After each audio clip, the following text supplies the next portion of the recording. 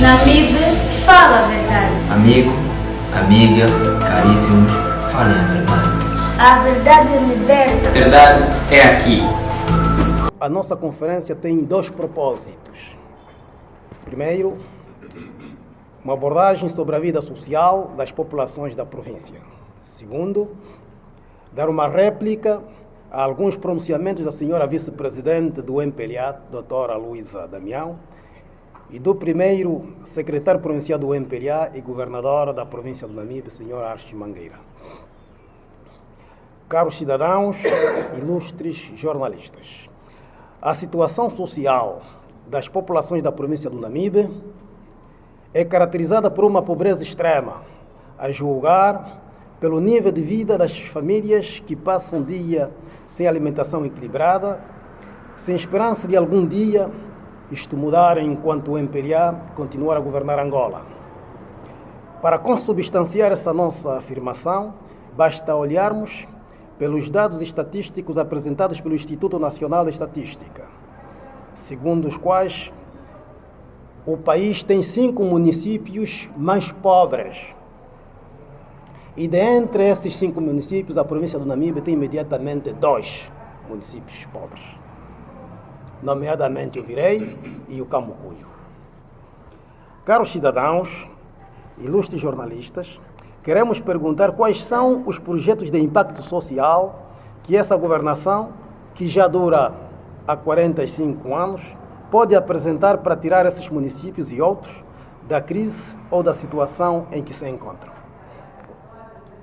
O que se sabe, o que se acompanha hoje é vermos um governo fazendo apelos solicitando doações e que, por sinal, nunca isso será a solução. Dia 3 de março do corrente ano, a reportagem do Fala Angola TV Zimbo passou os gritos de socorro das populações do Jiraú, que clamam pelo apoio por causa da fome. O que é que o governo está a fazer? E Jiraú fica a 12 quilômetros de Moçambique, sede da província do Namibe. O que é feito com as populações que ficam mais distantes, no caso do Iona, das localidades do Virei, Xingo, Cacimbas, Serra das Neves, só para citar esses. Com o abrandamento dos apoios, essas populações estão condenadas a uma morte lenta, lamentavelmente. As cheias do rio Jiraú, Curoca, Beiro, dos rios do Bentiaba, arrasaram as culturas das várias famílias e algumas vidas humanas não foram poupadas. Tristemente, Angola perdeu uma bióloga no rio Curoca. O que é que o governo pensa fazer para aliviar ou mesmo solucionar o sofrimento e as preocupações daquelas comunidades? Em relação ao rio Curoca, na localidade de Sarujamba, propomos ao governo erguer uma ponte naquela localidade de Sarujamba para que não se venha repetir mais uma perca de vida humana. Estamos a falar do município do Tomboa. Na campanha contra a seca que afetou as populações 2012-2019, vimos o governo aquisitar as motocisternas para as famílias carenciadas, mas infelizmente muitos desses meios ainda continuam armazenados. Quando serão entregues aos destinatários? Por outra, precisamos que o governo local apresente um balanço sobre os apoios do governo central destinados às populações atingidas pela seca nesta província, apoios já distribuídos. A cidade de Moçambique está cheia de lixo. Basta olharmos pelas suas artérias e áreas periféricas, nomeadamente o bairro dos Eucaliptos, que apresenta uma grande concentração de lixo, o que tem vindo a contribuir negativamente para a saúde dos residentes e não só. E constatamos isso também em vários bairros. No caso Forte Santa Rita, 5 de Abril, Plató. O mais grave ainda é que esse lixo concentra-se nos sítios de lazer, junto dos campos de futebol e ao lado dos hospitais, ao olhar impávido dos governantes. Ainda continuamos a registrar problemas de energia. No caso mais recente, ontem, a cidade teve largas horas sem energia. O mesmo acontece com o problema de água potável que chega, aliás, que tarda a chegar às famílias nesta província. A situação econômica na província do Namibe agrava-se cada vez mais, visto que os custos dos produtos da primeira necessidade estão a escapar do poder de compra de muitas famílias. Até mesmo para se comprar um paracetamol de fabrico português está difícil. Muitas famílias recorrem aos medicamentos baratos no mercado informal de origem duvidosa, o que é mais grave. Em relação aos pronunciamentos da senhora vice-presidente do MPLA, Luísa Damião, no dia 29 de fevereiro do corrente ano, aqui mesmo em Moçambique, lamentar o facto de a dirigente do MPLA não se recordar que os movimentos de libertação de Angola, nomeadamente FNLA, MPLA e UNITA, terem encetado a guerra de guerrilha contra o colonialismo português. Na sequência da violação dos acordos de Alvor pelo MPLA, a história registrou, que preconizavam as eleições para o mês de outubro, ou seja, antes do dia 11 de novembro de 1975, dia da proclamação da independência de Angola, segundo os acordos, a UNITA, com o apoio do povo angolano, continuou a lutar contra o expansionismo russo-cubano, em que dia 8 de fevereiro de 1966, a UNITA não teve outro recurso senão abandonar as cidades, mas continuar a resistência. As guerrilhas, tanto da FNLA, do MPLA e da UNITA, tinham que ter território e população, condição sem a qual não podiam sobreviver. Por este facto histórico, estes territórios tinham que ser administrados, a não ser que as bases de guerrilha, no caso específico do MPLA, encontravam-se em Brazzaville, Guiné-Conakry, Havana ou Moscovo. Mas no caso concreto da UNITA, o único movimento de libertação que tinha sua direção no interior de Angola, tinha que conquistar, defender e administrar o seu território para o bem das populações e da causa. Dizer que na luta contra os russos e cubanos, a UNITA tinha acima de 1/3 do território angolano conquistado. Logo, pressupunha uma administração eficiente. Não era preciso sonhar, era preciso realizar e transformar os fenômenos sociais, econômicos, etc, etc.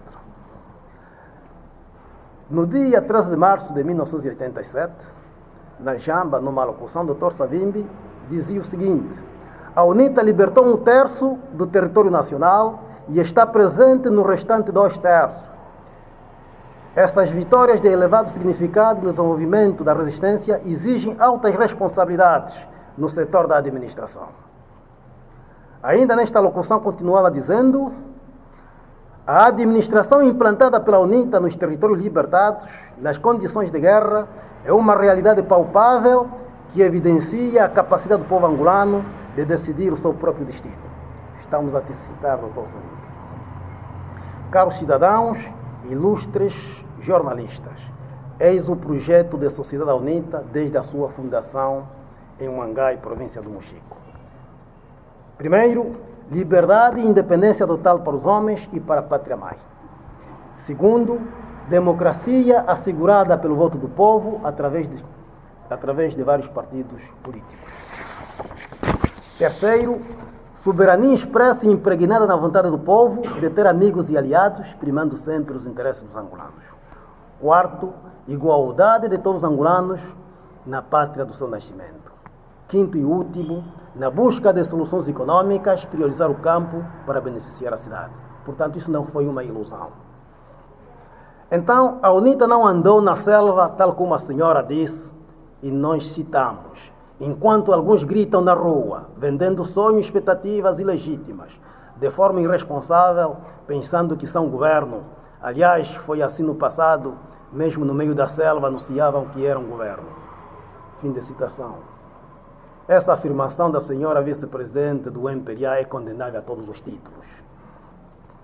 Lamentavelmente, a senhora vice-presidente do MPLA, Luísa Damião, ainda não conhece a história real de Angola. Os cubanos e os checos, que tinham sido capturados, que passaram pela Jamba, e mesmo alguns membros da ONU que visitaram as terras libertadas pela UNITA, confirmaram a capacidade de organização governativa da UNITA. Nós da UNITA entendemos que passados 18 anos de paz, não faz sentido uma dirigente de alto nível do MPLA fazer esse tipo de pronunciamentos, porque pouco ou nada isso ajuda para a reconciliação nacional.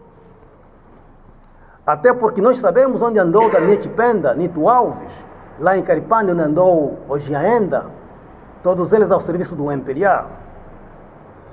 Não se pode afirmar que esses patriotas andaram a vender sonhos e expectativas. Isso seria um grande insulto à história de Angola. Quanto a alguns pronunciamentos do primeiro secretário provincial do MPLA e governador da província do Namibe, Sr. Archie Mangueira, infelizmente faltou algum realismo histórico quando afirmava o seguinte: foi o MPLA que operou a transição para a democracia multipartidária e a criação da economia de mercado. Estamos a citar. Caros cidadãos, ilustres jornalistas, aqui uma contradição. Se não vejamos, foi há poucos anos aqui mesmo em Moçambique que o então presidente do MPLA, Sr. José Eduardo dos Santos, afirmou perante o povo do Namibe que a democracia lhes foi imposta. A democracia não enche barriga. Isso ficou registrado nos anais da história. Segundo, todos os angolanos estão lembrados em que foi a UNITA que lutou, que obrigou o MPLA a assinar os acordos de Bicesse em 31 de maio de 1991, marco histórico que anulou o sistema de partido único para o sistema multipartidário, ficando para trás a economia planificada. O sistema de economia de mercado surgiu com a luta do povo angolano encabeçada pela UNITA.